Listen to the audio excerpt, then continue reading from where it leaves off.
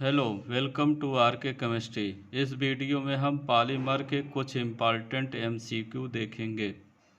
यह हमारा पॉलीमर का वीडियो नंबर 6 है। इसके पहले के वीडियो का लिंक डिस्क्रिप्शन बॉक्स में आप लोगों को मिल जाएगा। चलिए स्टार्ट करते हैं। पहला question, which act as a binder in plastic. First option है रेजिन, सेकंड ऑप्शन है प्लास्टिसाइजर, थर्ड ऑप्शन है लुब्रिकेंट और आपका चौथा ऑप्शन है एसिलरेटर। तो बाइंडर के रूप में प्लास्टिक में क्या यूज होता है इन चारों में से? तो इसमें जो करेक्ट आंसर है आपका रेजिन यूज होता है। तो ऑप्शन नंबर 1 जो है करेक्ट है। सेकंड क्वेश्चन,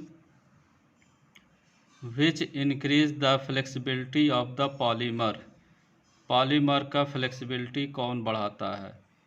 पहला ऑप्शन है रेजिन, दूसरा ऑप्शन है कैटलिस्ट, तीसरा ऑप्शन है लुब्रिकेंट, चौथा ऑप्शन है प्लास्टिसाइजर। तो फ्लेक्सिबिलिटी पॉलीमर का कौन इंक्रीज करता है? प्लास्टिसाइजर को डालने से आपका फ्लेक्सिबिलिटी पॉलीमर का बढ़ जाता है। ऑप्शन डी इसमें करेक्ट है। अगला क्वेश्चन है, plasticiser are used to get the between thermoplastic molecules. कह रहा है कि प्लास्टिसाइजर को पॉलीमर मॉलिक्यूल्स में ऐड करने से क्या होता है? पहला है अट्रैक्शन, दूसरा है फ्रीडम ऑफ मूवमेंट, तीसरा है पाई बॉन्ड, चौथा ऑप्शन है सिग्मा बॉन्ड। तो प्लास्टिसाइजर को ऐड करने से पॉलीमर मॉलिक्यूल्स के बीच में फ्रीडम ऑफ मोशन बढ़ जाता है, यानी ऑप्शन बी जो है करेक्ट है। अगला क्वेश्चन नंबर 4 कह रहा है plasticiser is the strength of plastic. कह रहा है प्लास्टिसाइजर जो है प्लास्टिक का स्ट्रेंथ फर्स्ट ऑप्शन है इंक्रीज करता है, सेकंड ऑप्शन है डिक्रीज करता है, थर्ड ऑप्शन है डू नॉट इफेक्ट और चौथा ऑप्शन है may increase above the room temperature. इस क्वेश्चन का करेक्ट आंसर है आपका डिक्रीज। प्लास्टिसाइजर को प्लास्टिक में डालने से उसकी स्ट्रेंथ जो है डिक्रीज होती है। ठीक है। अगला question, question number 5, the percentage of filler is up to total moulding mixture. कह रहा है कि जो फिलर है टोटल मोल्डिंग मिक्सचर में उसका परसेंटेज कितने से ऊपर होना चाहिए? फर्स्ट ऑप्शन है 20%, सेकेंड ऑप्शन है 30%, थर्ड ऑप्शन है 40% और फिफ्थ ऑप्शन है 50%। तो मोल्डिंग मिक्सचर में जो फिलर का परसेंटेज होता है वो 50% से ऊपर होना चाहिए। ठीक है। अगला question, which of the following are used as the filler. कह रहा है इसमें जो 4 ऑप्शन है इसमें से फिलर के रूप में कौन यूज होता है? पहला ऑप्शन है वेजिटेबल ऑयल, दूसरा ऑप्शन है कैम्फर, तीसरा ऑप्शन है एस्टर ऑफ स्टेरिक एसिड और चौथा ऑप्शन है वुड फ्लोर। तो फिलर जो है ये आपका 50% से ऊपर यूज होता है और इन चारों में से जो वुड फ्लोर है ये फिलर के रूप में यूज होता है। तो ऑप्शन 4 इसका करेक्ट है। Question number 7, which prevent moulded article from sticking to the fabrication equipment. कह रहा है इसमें से मोल्डेड आर्टिकल को स्टकिंग होने से कौन बचाता है? पहला ऑप्शन है कैटलिस्ट, दूसरा ऑप्शन है फिलर, तीसरा ऑप्शन है लुब्रिकेंट और चौथा ऑप्शन है स्टेबलाइजर। तो इस क्वेश्चन का करेक्ट आंसर है लुब्रिकेंट।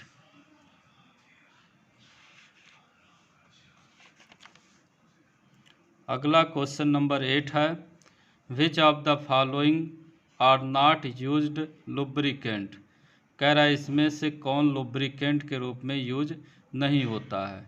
फर्स्ट ऑप्शन है ऑयल, सेकंड ऑप्शन है वैक्स, थर्ड ऑप्शन है ओलिएट्स और फोर्थ ऑप्शन है साल्ट। तो लुब्रिकेशन का मतलब चिकनाई होता है, जिससे मोल्डेड आर्टिकल मोल्ड में नहीं लगने पाते हैं, आसानी से निकल जाते हैं। तो लुब्रिकेंट जो है, साल्ट जो है, लुब्रिकेंट के रूप में यूज नहीं होता है। ऑप्शन नंबर डी जो है करेक्ट है। अगला question number 9, which is used to improve the thermal stability during polymerization। कह रहा पॉलीमराइजेशन के दौरान थर्मल स्टेबिलिटी को कौन बढ़ाता है।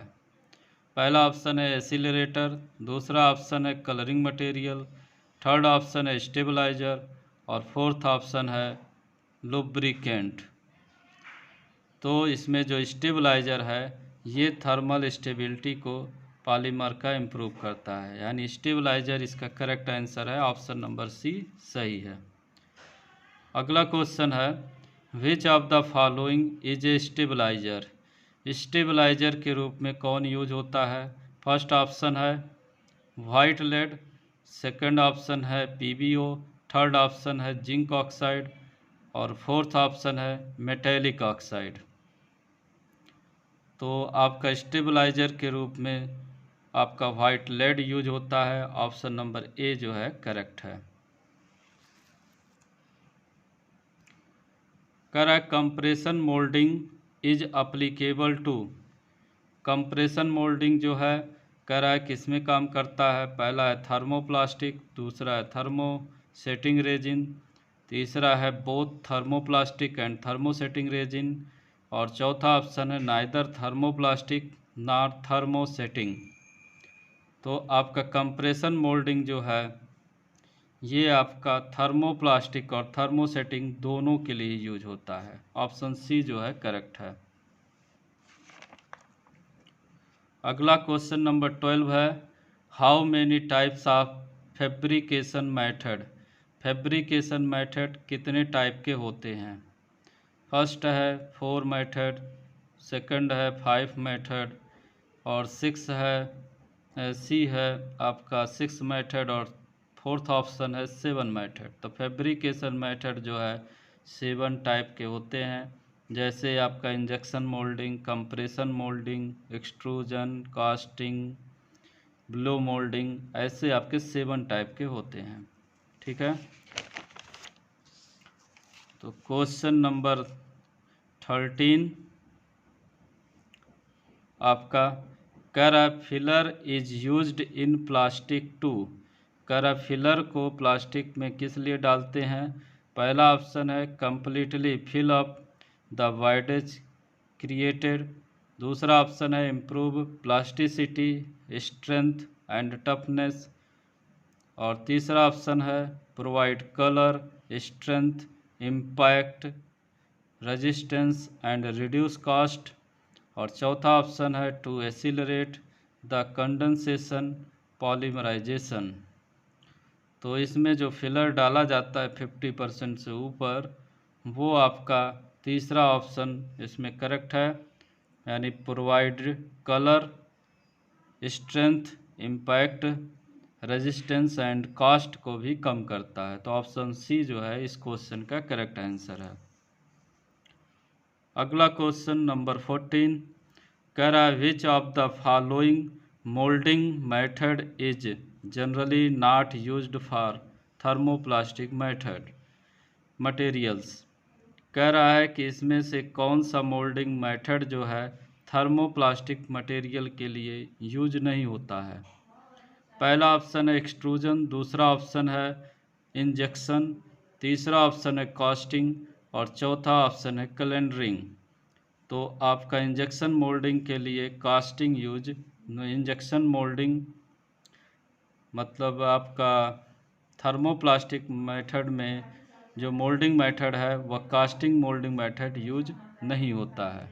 ठीक है, तो ऑप्शन सी जो है करेक्ट है।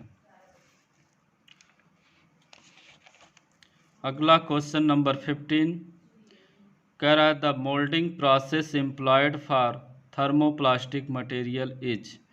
कह रहा है थर्मोप्लास्टिक मटेरियल के लिए जो मोल्डिंग प्रोसेस होता है वह कौन सा अप्लाइड होता है। फर्स्ट ऑप्शन में है injection and extrusion method, second option है compression and transforming method, third option है similar to thermosetting plastic except that higher temperature is used, और चौथा ऑप्शन है similar to thermosetting plastic except that a lower temperature is used.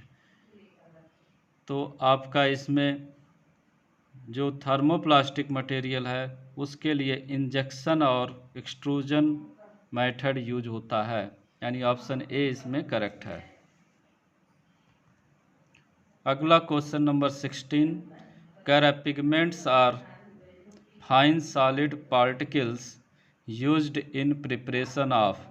कह रहा है जो pigment होता है यह एक फाइन सॉलिड पार्टिकल होता है जो प्रिपरेशन में यूज होता है। पहला ऑप्शन है वार्निश, दूसरा ऑप्शन है प्लास्टिक, तीसरा ऑप्शन है केमिकल्स और चौथा ऑप्शन है पेंट। तो आपका जो पिगमेंट होता है वह आपका पेंट में यूज होता है। ऑप्शन नंबर डी जो है इसमें करेक्ट आंसर है।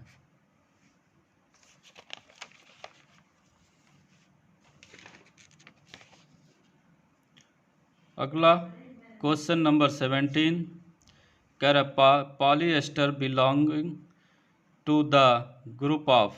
कह रहा पॉलीएस्टर किस ग्रुप का है, किस ग्रुप से बिलोंग रखता है। पहला ऑप्शन है थर्मोप्लास्टिक, दूसरा ऑप्शन है थर्मोसेटिंग प्लास्टिक, तीसरा ऑप्शन है फिनोलिक्स, चौथा ऑप्शन है पीएमएमए। तो इसमें से पॉलीएस्टर किस ग्रुप में है, तो आपका ऑप्शन नंबर बी इसमें सही है, थर्मोसेटिंग प्लास्टिक होता है पॉलीएस्टर। अगला क्वेश्चन है the material such as lead and barium which are added with polymer to minimize the effect of heat, sunlight and ozone are called।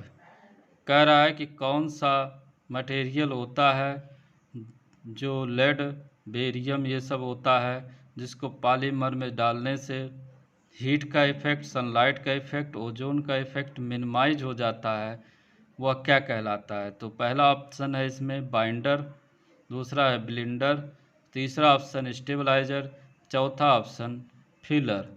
तो ये जो है आपका स्टेबलाइजर कहलाता है। ऑप्शन नंबर सी जो है करेक्ट है। अगला क्वेश्चन नंबर 19 कह रहा विच of the following is an example of thermoplastic material. कह रहा है इसमें से कौन सा थर्मोप्लास्टिक मटेरियल का एग्जाम्पल है। पहला है कैमरा बॉडीज, दूसरा ऑप्शन है ऑटोमोबाइल प्लग्स, तीसरा ऑप्शन है इलेक्ट्रिक प्लग्स और चौथा ऑप्शन है इलेक्ट्रिक इंसुलेशन। तो थर्मोप्लास्टिक मटेरियल जो है इलेक्ट्रिक इंसुलेशन में यूज होता है। ऑप्शन नंबर डी करेक्ट है। अगला क्वेश्चन है question number 20 specific gravity of the plastic is usually. First option है less than the specific gravity of metals, second option है more than the specific gravity of metals, third option है similar the specific gravity of metals और चौथा option है unpredictable. तो जो specific gravity of plastic होता है वो मेटल के स्पेसिफिक ग्रेविटी से कम होता है, लेस देन होता है। तो ऑप्शन नंबर ए इस क्वेश्चन का करेक्ट आंसर है। Thank you very much.